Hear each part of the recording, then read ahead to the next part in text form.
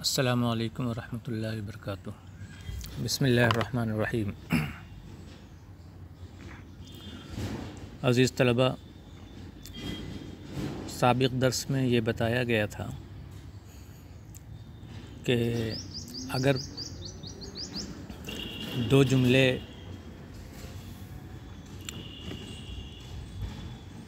کلام میں مذکور ہوں تو دونوں جملوں کے درمیان وصل کریں گے یا فصل کریں گے، تو سب سے پہلے یہ ضروری ہے کہ ہم یہ دیکھیں کہ پہلے جملے کے لیے کوئی محل اعراب ہے یا محل اعراب نہیں ہے۔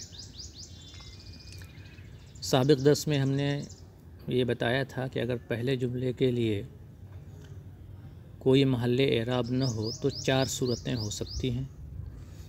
2 صورتیں سابق درس میں بتائی جا چکی ہیں، آج تیسری اور چوتھی صورت بیان کی جائے گی۔ تیسری صورت یہ ہے کہ اگر پہلے جملے کے لیے کوئی ایسا حکم نہ ہو جسے دوسرے جملے کو دینا مقصود نہ ہو، خواہ یہ کہ پہلے جملے کے لیے کوئی حکم ہی نہ ہو یا حکم تو ہو لیکن ایسا نہ ہو کہ اس حکم کو دوسرے جملے کو دینا مقصود نہ ہو۔ تو اگر پہلے جملے کے لیے کوئی ایسا حکم نہ ہو جسے دوسرے جملے کو دینا مقصود نہ ہو، تو اگر دونوں جملوں کے درمیان کمال انقطاع ہو اور فصل کی صورت میں معنی مراد کے خلاف کا ایہام نہ ہو، یا دونوں کے درمیان کمال اتصال ہو یا شبہ کمال انقطاع یا شبہ کمال اتصال ہو، تو ان تمام صورتوں میں بھی فصل واجب ہے۔ کمال انقطاع کیا چیز ہے اور شبہ کمال انقطاع کیا چیز ہے، اسی طرح کمال اتصال کیا ہے اور شبہ کمال اتصال کیا ہے، یہ آپ ان قریب جانیں گے۔ خیر، خواہ کمال انقطاع ہو، خواہ شبہ کمال انقطاع ہو، خواہ کمال اتصال ہو، خواہ شبہ کمال اتصال ہو، ان تمام صورتوں میں فصل واجب ہے۔ وجہ کیا ہے فصل واجب ہونے کی؟ وجہ یہ ہے کہ دراصل وصل یہ ایک جہت سے مغایرت کو اور ایک جہت سے مناسبت کو چاہتا ہے، اس لیے کمال انقطاع، شبہ کمال انقطاع، کمال اتصال اور شبہ کمال اتصال وصل سے ہم آہنگ نہیں ہو سکتے ہیں۔ چوتھی صورت، اگر دونوں جملوں کے درمیان کمال انقطاع یا کمال اتصال یا شبہ کمال انقطاع یا شبہ کمال اتصال نہ ہو تو وصل واجب ہے۔ 4 صورتیں مکمل ہو گئیں۔ اب آئیے جانتے ہیں کمال انقطاع اور کمال اتصال کے بارے میں۔ کمال انقطاع کا مطلب یہ ہے کہ دونوں جملے پورے طور سے ایک دوسرے سے منقطع ہوں، جداگانہ ہوں۔ 2 جملوں کے درمیان کمال انقطاع کی ایک صورت یہ ہے کہ دونوں جملے خبر اور انشاء کے اعتبار سے لفظاً اور معناً مختلف ہوں۔ اس کی مثال جیسے قال رائدہم ارسو نزاولھا،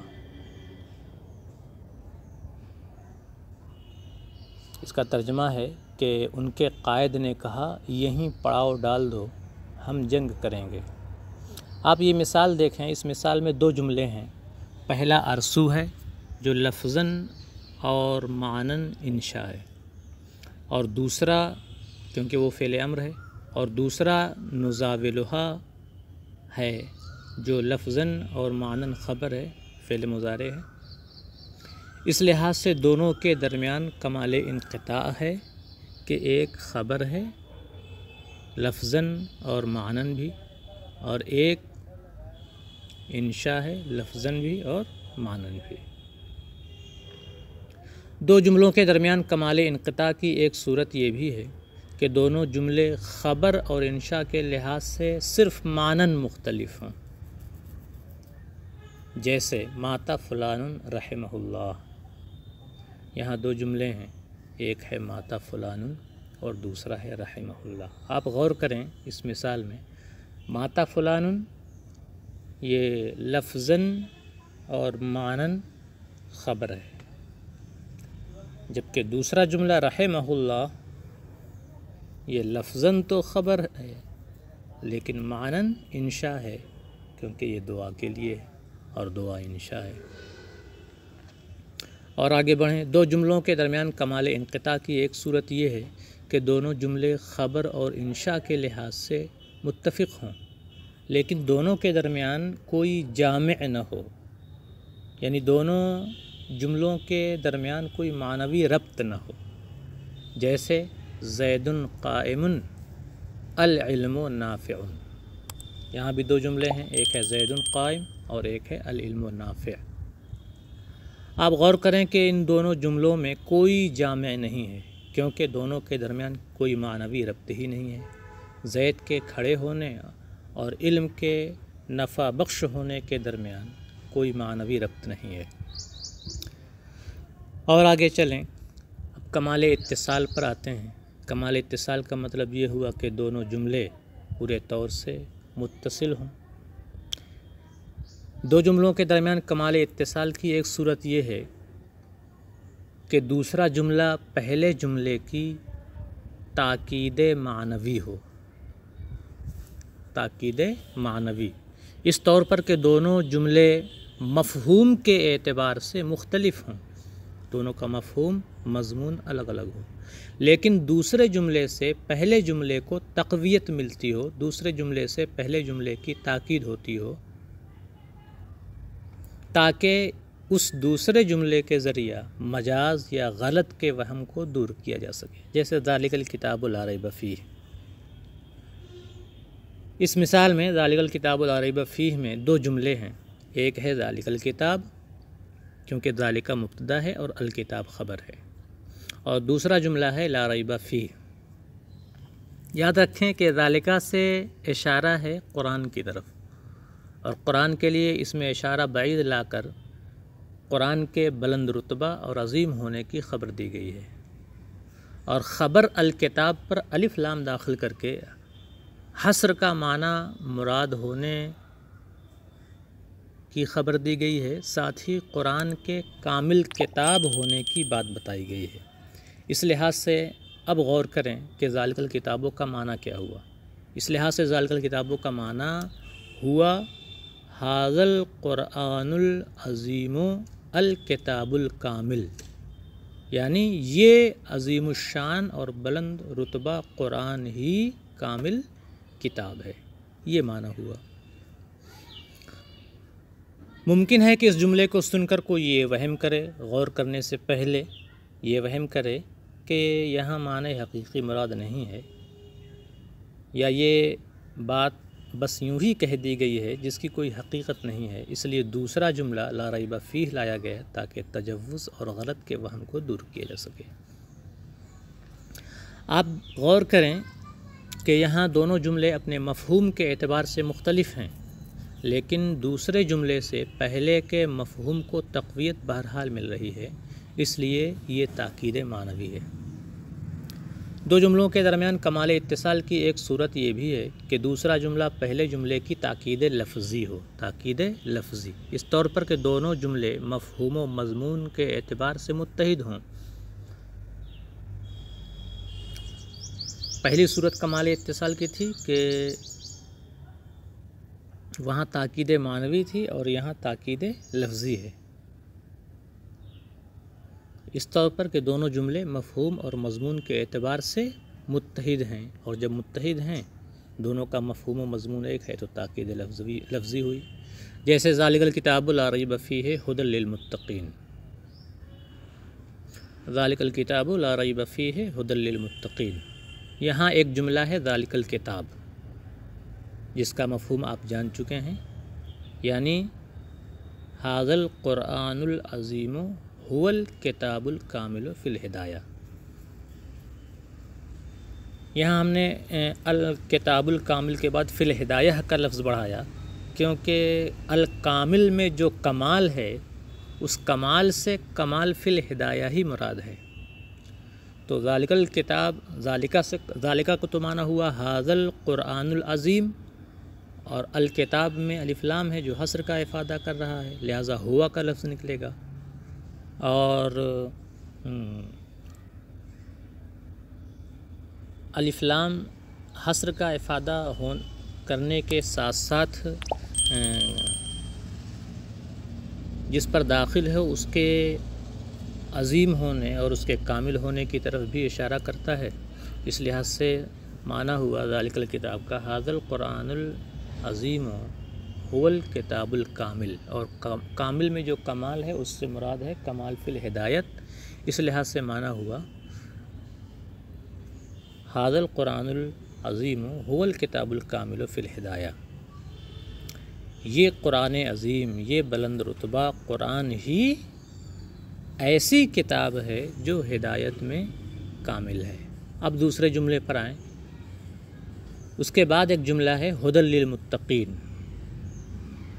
کہ یہ قرآن پرہیزگاروں کے لیے سراپا ہدایت ہے۔ آپ یہاں غور کریں، ھدی نکرہ ہے اور مصدر ہے۔ ھدی کو نکرہ اور مصدر لایا گیا تاکہ نکرہ اور مصدر ہدایت کی تفخیم اور تعظیم اور اس کے خالص ہونے کی طرف اشارہ کرے، لہٰذا ھدی للمتقین کا معنی ہوا ہدایت کاملۃ خالصۃ للمتقین، اور ھدی یہ خبر ہے، مبتدا نکلے گا ھذا الکتاب ھذا القرآن العظیم، تو اب عبارت ہو جائے گی ھذا القرآن العظیم ہدایت کاملۃ خالصۃ للمتقین، یہ قرآن عظیم پرہیزگاروں کے لیے خالص اور کامل ہدایت ہے۔ اب آپ غور کر لیں، پہلے جملے کو دیکھیں اور اس جملے کو دیکھیں۔ پہلا جملہ تھا جس کا مفہوم نکلا تھا ھذا القرآن العظیم ھو الکتاب الکامل فی الہدایہ، اور یہ دوسرا جملہ کیا ہے؟ ھذا القرآن العظیم ہدایت کاملۃ خالصۃ للمتقین۔ آپ دیکھیں کہ دونوں جملوں کا مفہوم اور مضمون ایک ہی ہے، لہٰذا جب دونوں جملے مفہوم اور مضمون کے اعتبار سے متحد ہیں تو یہ تاکید لفظی ہوئی۔ اب آئیں عبارت کا ترجمہ اور مفہوم آڈیو میں سنیں۔ کمال انقطاع ہو اور فصل کی صورت میں معنی و مراد کے خلاف کا وہم پیدا نہ ہو، تو اگر دونوں کے درمیان ایسا کمال انقطاع ہے تو اس صورت میں بھی فصل واجب ہے، یا دونوں جملوں کے درمیان کمال اتصال ہے تو بھی فصل واجب ہے۔ او شبہ احدہما، یا کمال انقطاع اور کمال اتصال میں سے کسی ایک کے مشابہ کوئی چیز ہو، یعنی شبہ کمال انقطاع ہو یا شبہ کمال اتصال ہو، فکذالک، تو حکم ایسا ہی ہے، یعنی فصل واجب ہے۔ اور فصل کے واجب ہونے کی ہم نے وجہ بیان کر دی ہے کہ یا تو وصل کیا جائے گا یا فصل کیا جائے گا، اور یہ بات ہمیشہ یاد رکھیں کہ وصل ایسی چیز ہے جو اس بات کا تقاضا کرتی ہے کہ جن دو چیزوں کے درمیان وصل کیا جا رہا ہے وہ دونوں چیزیں ایک جہت سے مغایر ہوں اور ایک جہت سے مناسب ہوں، اور جب یہاں مکمل انقطاع ہے یا مکمل اتصال ہے یا مکمل اتصال کی طرح یا مکمل انقطاع کی طرح ہے، تو پھر ایک جہت سے مغایرت اور ایک جہت سے مناسبت نہیں رہی، اس لیے وصل نہیں کیا جائے گا بلکہ فصل کرنا واجب ہوگا۔ مثالیں آگے آ رہی ہیں، آگے کہہ رہے ہیں وَإِلَّا فَالْوَصْلُ، اور اگر ایسا نہ ہو تو وصل واجب ہے، یعنی دونوں جملوں کے درمیان کمال انقطاع، کمال اتصال، شبہ کمال انقطاع، شبہ کمال اتصال نہ ہو تو پھر وصل واجب ہے۔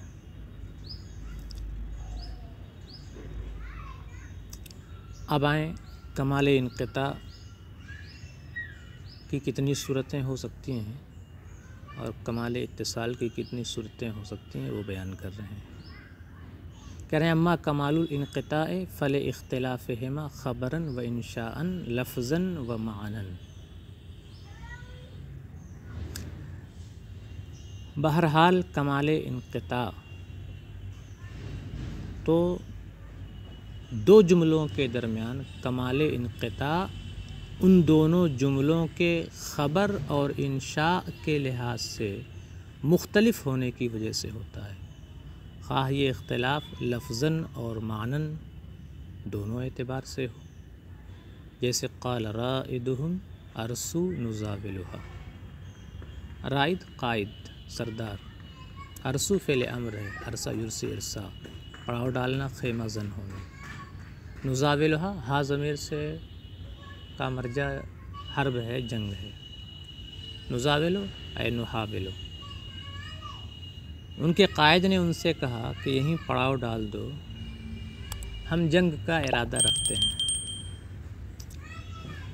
اس مثال میں آپ دیکھیں دو جملے ہیں، ایک ہے ارسو اور ایک ہے نزاولھا۔ پہلے تو آپ یہ سمجھ لیں کہ قالا فعل ہے، رائدہم فاعل ہے اور ارسو نزاولھا یہ قالا کا مقولہ ہے، اس لیے مفعول بھی ہے، اور ہم بیان کر چکے ہیں کہ جملہ جب مفعول بھی ہو تو اس کے لیے محل اعراب نہیں ہوتا ہے، اس کے لیے اعراب کی جگہ نہیں ہوتی ہے۔ تو ارسو پہلا جملہ، اس کے لیے کوئی اعراب کی جگہ نہیں ہے۔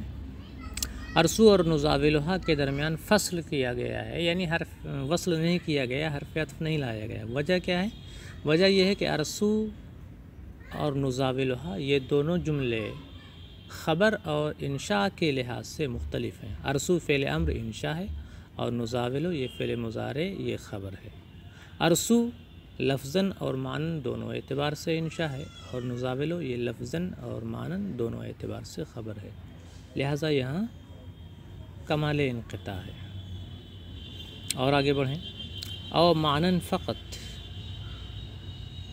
یا دونوں جملوں کے درمیان خبر اور انشاء کے لحاظ سے اختلاف فقط معنن ہو، صرف معنن ہو، جیسے مات فلان رحمہ اللہ، فلاں کا انتقال ہو گیا، اللہ اس پر رحم فرمائے۔ یہاں بھی دو جملے ہیں، ایک ہے مات فلان اور دوسرا ہے رحمہ اللہ۔ مات فلان یہ خبر ہے لفظاً بھی اور معنن بھی۔ رحمہ اللہ پر آپ غور کریں کہ یہ لفظاً تو خبر ہے لیکن معنن انشاء ہے، تو یہاں اختلاف معنن ہے۔ آگے کہہ رہے ہیں اور لِأَنَّهُ لَا جَامِعَ بَيْنَهُمَا كَمَا سَيَأْتِي، یا کمال انقطاع دو جملوں کے درمیان اس وجہ سے ہو کہ ان دونوں جملوں کے درمیان کوئی جامع نہیں ہے، یعنی ان دونوں جملوں کے درمیان کوئی معنوی ربط نہیں ہے۔ کما سیاتی، جیسا کہ قریب مثال آئے گی۔ مثال ہم نے دے دی ہے زید قائم اور العلم نافع کی، دو جملے ہیں، زید قائم زید کھڑا ہے، العلم نافع علم نفع بخش، دو جملے ہیں، دونوں میں فصل کیا گیا ہے، وصل نہیں کیا گیا، عطف نہیں کیا گیا۔ کیوں؟ اس لیے کہ زید کے کھڑے ہونے اور علم کے نفع بخش ہونے کے درمیان کوئی جامع نہیں ہے، کیونکہ ان کے درمیان کوئی معنوی ربط نہیں ہے۔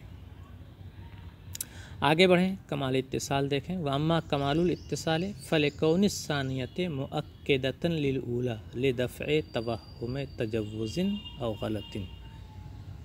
بہرحال کمال اتصال تو کمال اتصال اس وجہ سے ہوتا ہے کہ دوسرا جملہ پہلے جملے کے لیے مؤکد ہوتا ہے، یعنی تاکید ہوتا ہے۔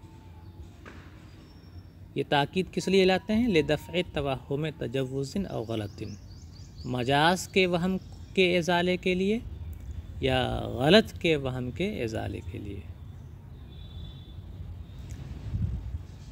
اور یہ تاکید معنوی ہے، جیسا کہ آپ عنقریب جانیں گے۔ مثال ہے جیسے لا ریب فیہ،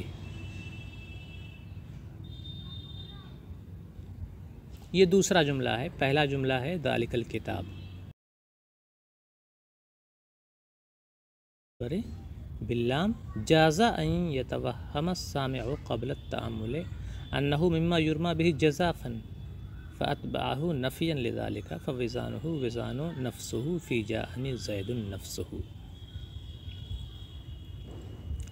پہلا جملہ ہے ذالک الکتاب اور دوسرا جملہ ہے لا ریب فیہ۔ ذالک الکتاب میں آپ دیکھیں ذالکہ سے اشارہ ہے قرآن کی طرف۔ قرآن سامنے ہے، موجود ہے، لیکن اس کے لیے اس میں اشارہ بعید لایا گیا ہے، یہ بتانے کے لیے نہیں کہ قرآن بہت دور ہے، یہ بتانے کے لیے کہ قرآن عظمت و بلندی کے اعتبار سے بہت اونچی چیز ہے۔ تو ذالکہ اس میں اشارہ قرآن کی عظمت بتانے کے لیے ذالکہ اس میں اشارہ بعید لایا گیا ہے۔ تب ذالکہ کا معنی کیا ہوگا؟ ھذا القرآن العظیم، یہ مبتدا ہوا ذالکہ، خبر ہے الکتاب جس پر الف لام داخل کیا گیا ہے، خبر پر الف لام داخل کیا گیا ہے تو یہ حصر کا افادہ کر رہا ہے، اور حصر کا افادہ کرنے کے ساتھ ساتھ اس کے کمال کی طرف بھی اشارہ کر رہا ہے۔ لہذا ذالک الکتابوں کا معنی ہوا ھذا القرآن العظیم ھو الکتاب الکامل۔ اور یہ بھی یاد رکھیں کہ کامل میں جو کمال ہے اس کمال سے مراد ہے کمال فی الہدایت، تو اب مکمل مفہوم یہ ہوگا ھذا القرآن العظیم ھو الکتاب الکامل فی الہدایہ، یہ عظیم الشان قرآن ہی ہدایت میں کامل کتاب ہے۔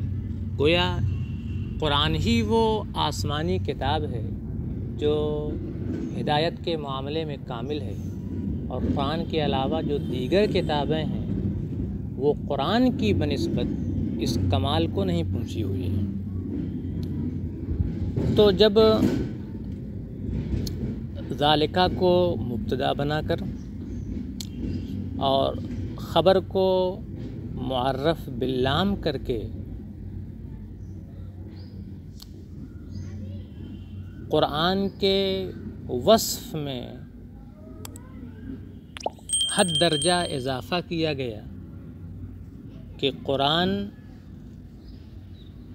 کی خوبی یہ ہے کہ وہ کمال و خوبی میں آخری درجے کو پہنچا ہوا ہے۔ فإنه لما بولغ في وصفه ببلوغه الدرجة القصوى في الكمال بجعل المبتدأ ذلك وتعریف الخبر باللام۔ ترجمہ ہوگا کیونکہ جب قرآن کے وصف میں حد درجہ اضافہ کیا گیا اس کے کمال و خوبی میں آخری حد کو پہنچے ہونے کے اعتبار سے ذالکہ کو مبتدا بنا کر اور خبر کو معرف باللام لا کر کے جازا ان یتوہم السامع، یہ جزا ہے، جازا ان یتوہم السامع قبل التأمل انہ مما یرمی بہ جزافا، تو ممکن ہے کہ سامع غور و فکر کرنے سے پہلے یہ وہم کر بیٹھے کہ یہ تو ایسی بات ہے جسے بس یوں ہی کہہ دیا جاتا ہے، جس کی کوئی حقیقت نہیں ہے۔ فَأَتْبَعَهُ نَفْيًا لِذَلِكَ، اس لیے اللہ رب العزت نے اس وہم کے ازالے کے لیے لا ریب فیہ کو ذالک الکتاب کے بعد ذکر کیا۔ تو اب آپ غور کریں کہ ذالک الکتاب کا مفہوم و مضمون الگ ہے، لا ریب فیہ کا مفہوم و مضمون الگ ہے، لیکن لا ریب فیہ کے مضمون کے ذریعہ ذالک الکتابوں کے مضمون کی تاکید ضرور ہوتی ہے، تقویت ضرور ملتی ہے۔ لہٰذا لا ریب فیہ کا مرتبہ وہی ہوگا جو جاءنی زید نفسہو میں نفسہو کا مرتبہ ہے کہ زید کا مفہوم و مضمون الگ، نفسہو کا مفہوم و مضمون الگ، کیونکہ زید ایک شخص کا نام ہے، نفس کا معنی جان ہوتا ہے، تو معنی اصلی تو دونوں کا الگ الگ ہے، لیکن نفسہو کے ذریعہ تقویت اور تاکید ہو رہی ہے، لہٰذا یہ تاکید معنوی ہے۔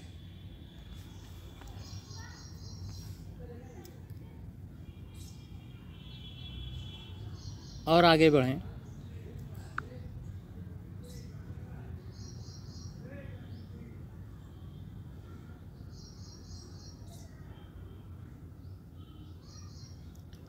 وَنَحْوُ هُدًى لِلْمُتَّقِينَ فَإِنَّ مَعْنَاهُ أَنَّهُ فِي الْهِدَايَةِ بَالِغٌ دَرَجَةً لَا يُدْرَكُ كُنْهُهَا حَتَّى كَأَنَّهُ هِدَايَةٌ مَحْضَةٌ وَهَذَا مَعْنَى ذَلِكَ الْكِتَابِ لِأَنَّ مَعْنَاهُ كَمَا مَرَّ الْكِتَابُ الْكَامِلُ وَالْمُرَادُ بِكَمَالِهِ كَمَالُهُ فِي الْهِدَايَةِ لأن الكتب السماوية بحسبها تتفاوت في درجات الكمال فوزانه وزان زید الثانی فی جاءنی زید زید۔ دوسری مثال یہ تاکید لفظی کی مثال ہے۔ ذالک الکتاب کے بعد ذالک الکتاب ایک جملہ ہے، اس کے بعد لا ریب فیہ دوسرا جملہ ہے جو تاکید معنوی ہے، اور ھدی للمتقین یہ تیسرا جملہ ہے جو ذالک الکتاب کی تاکید لفظی ہے۔ اور تاکید لفظی کے لیے تکرار لفظ ضروری ہے۔ یہاں تکرار لفظ کیسے ہے وہ یہاں دکھایا جا رہا ہے۔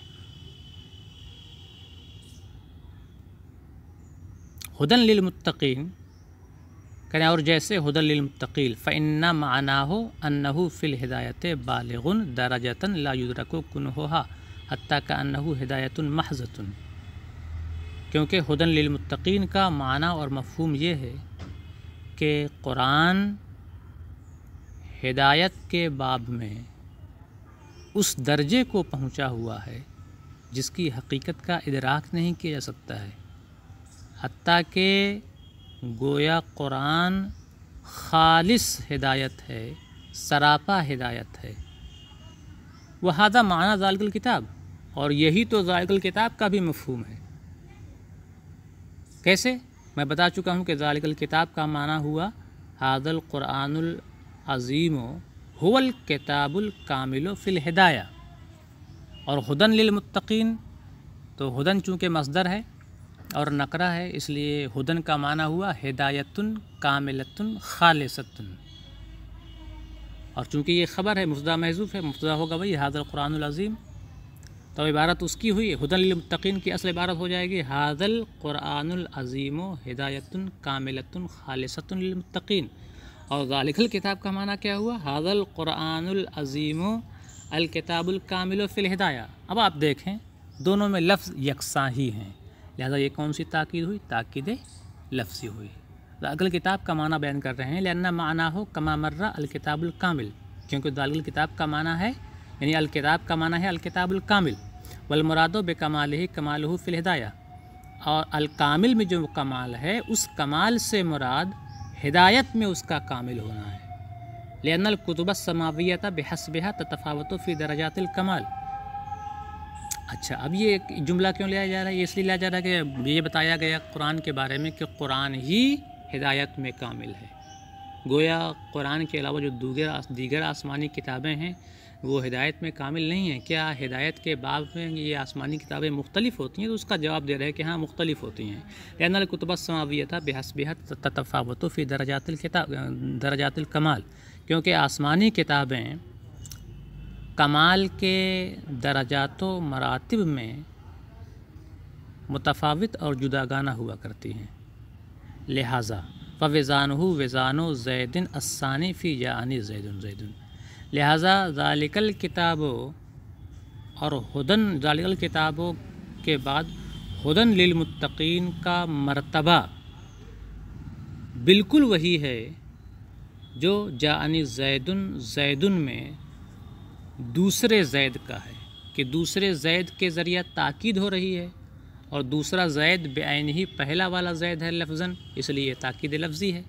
اسی طرح ذالک الکتاب کا چونکہ معنی ہے ھذا القرآن العظیم هو الکتاب الکامل فی الہدایہ، اور ہدن للمتقین کا معنی بھی ہے ھذا القرآن العظیم ہدایۃ کاملۃ خالصۃ للمتقین، لہٰذا دونوں کے الفاظ یکساں ہیں تو یہ بھی تاکید لفظی ہوئی، اور جب تاکید لفظی ہوئی تو پھر ہدن للمتقین کا مرتبہ بالکل وہی ہے جو جانی زید میں زید ثانی کا ہے۔ آج کا سبق یہیں پر مکمل ہوتا ہے۔ السلام علیکم ورحمۃ اللہ وبرکاتہ۔